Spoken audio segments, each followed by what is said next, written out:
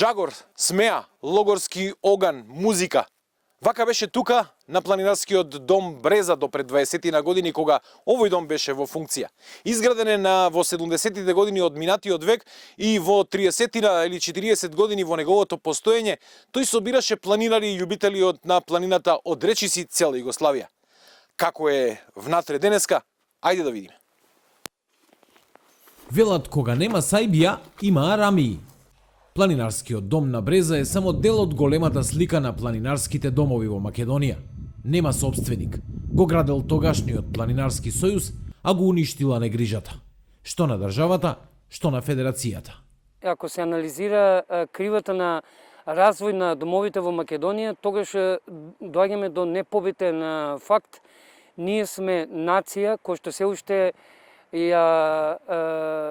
го слави поразот и ние сме се уште нација со најголем број изгубени планинарски домови по глава на жител, убедливо на прво место од сите балкански, да не зборам за европски земји. На својата територија Македонија има 37 планинарски домови. 13 од нив ги изградиле планинарски клубови или приватни лица, а 24 подигнати пред 70 на години тогашниот планинарски сојуз. Сепак, сегашната федерација има тапии само за два, оној на Караджица и оној на Водно. За другите се бара начин да се впишат како имот на федерацијата. Но оттаму признаваат дека тоа тешко им оди. Ние не бараме од државата да земи да не изгради планинарски дом на некоја планина. Не, тие што ги имаме, тие што се наши, да ни даде, што вика народот, едно пусулче, а тоа е одлука дека се наши. Не бараме ништо туѓо. Главната цел на планинарските домови е да имаат самоодржливост, но не и профит. Сепак, промената на концесионерот на домот Даре Джамбас на Водно ги разбранува страстите. По 57 години стопанисување, планинарското друштво Бистра ќе биде заменето со ново, H2O. Стариот концесионер обвини дека на место дом, Даре Джамбас ќе се претвори во кафеана. Договорот истече летово на 28 август и со оглед на недомајчинското работење. А за тоа недомајчинско работење не сведочам јас. Сведочат фотографии и записник изготвен од Комисијата за планинарски домови, кои беа пред некои можеби 2-3 недели горе на Врводно и направија записник за фактичката состојба што на лице место ја најдоа и направиле фотографии на сите простори внатре и она што е надвор. Фотографиите сведочат дали се работи домајчински или не. Но планинарите не се согласуваат со ова.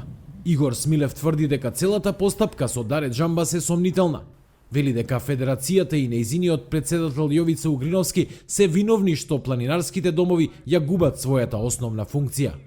Од една неспособна федерација станавме федерација каде што ја води еден арогантен, егоцентричен и самобендисен лидер и така 30 години еден по еден дом ги губевме и дојдовме држава со убедливо најмал број на планинарски домови, на кои што не само што не успеавме да им го најдеме местото каде што до тогаш, до 90-та година го имавме, туку и тие што јасно и недвосмислено беа во скоп на федерацијата, сега не им се знае статусот.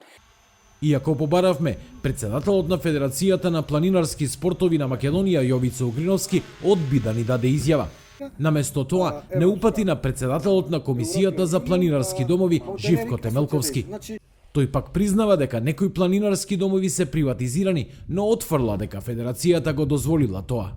Федерацијата ништо не дозволила, меѓутоа некои поединци, па дури како во својство на председател на планинарски клуб, успеал да ги придобие сите и потоа да го приватизира планинарскиот дом и потоа да го продаде. И денес, пример таков случај со планинарскиот дом Китка на самата планина Китка. Планинарите повеќе таму воопшто и не срајчаат. И додека македонските планинари се расправаат како домовите да им припаднат ним, државите од соседството од планинарењето направија вносна туристичка гранка. Во речиси 500-тите домови во Словенија годишно преноќуваат околу 1 милион планинари, а едно ноќевање чини 30 евра. Слично е и во Бугарија и Црна Гора. Сепак, заедничко за овие земји е тоа што заработувачката не е профит, туку нова инвестиција во домовите. Нема тука измислување топла вода.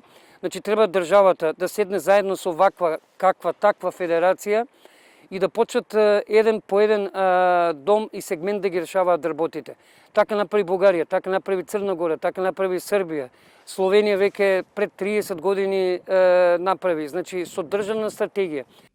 Поради негрижата, планинарите велат дека Македонија губи огромен број туристи, но и пари кои наместо во планинарските домови се повеќе завршуваат во приватни џебови.